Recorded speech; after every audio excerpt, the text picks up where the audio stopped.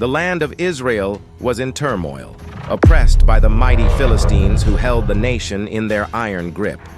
Their army was vast, their warriors well-equipped, while the Israelites, fearful and disheartened, huddled in their camp under King Saul's leadership.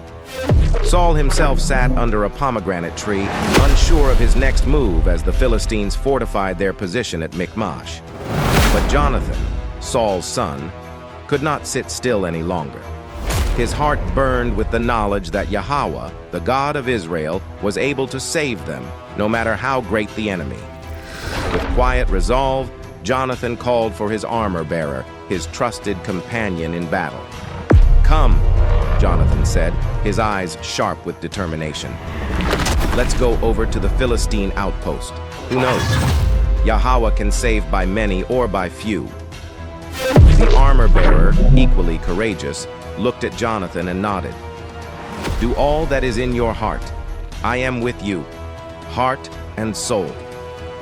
Without informing anyone in the Israelite camp, Jonathan and his armor-bearer set off. Their path was perilous. To reach the Philistine outpost, they had to climb a steep and jagged cliff. But Jonathan pressed forward, filled with faith, as they neared the enemy stronghold. "If they call us to come up, we'll know Yahawah has delivered them into our hands," Jonathan whispered to his armor-bearer as they approached the base of the cliff. When the Philistine sentries saw the two men climbing toward them, they laughed. "Look! The Hebrews are crawling out of their holes where they've been hiding," one of them shouted. Another, more amused than concerned, called down, "Come up here! We'll teach you a lesson." Jonathan smiled, knowing this was the sign he had been waiting for. "Yahawah has given them into our hands," he said to his armor-bearer. "Follow me." They climbed with renewed strength, their hearts pounding with anticipation.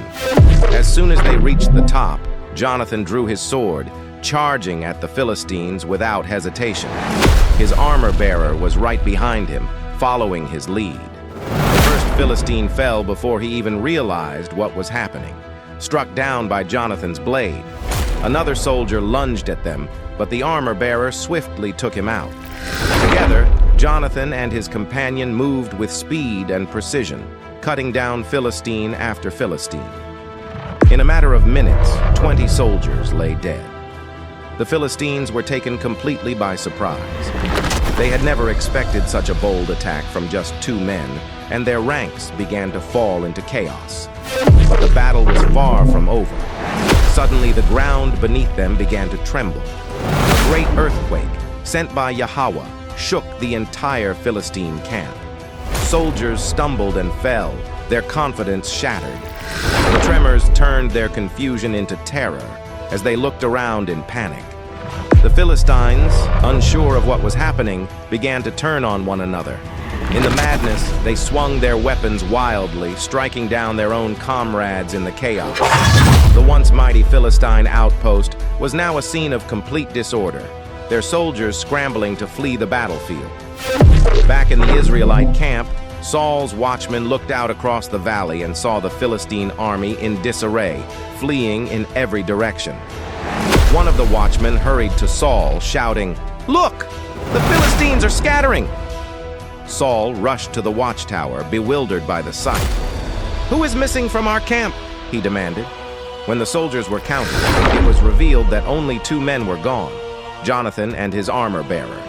Realizing that his son had sparked this miraculous victory, Saul rallied his troops and led them into battle, seizing the moment. The Israelites charged down into the valley, joining the fray as the Philistine army continued to collapse.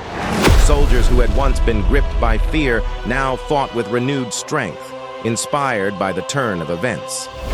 The Philistines, scattered and confused, were pursued and struck down by the Israelites. What began as a hopeless situation turned into a complete rout, and the enemy was utterly defeated. By the end of the day, the Philistine threat was broken, their forces in full retreat. Jonathan's daring raid had not only won the battle, but had reignited hope in the hearts of the Israelites. His boldness, driven by his unwavering faith in Yahawah, had sparked a victory that no one had thought possible. The story of how two men, armed only with their faith and courage, had turned the tide of an entire war spread throughout Israel. Yahawah had shown his power that day, and it was clear to everyone that the victory belonged to him. Jonathan's bold action, trusting Yahawah to save by many or by few, was a testament to the miraculous deliverance that comes when one steps forward with faith. If you enjoyed this story, please subscribe, share, like, and comment. Thank you, and see you soon. Shalom.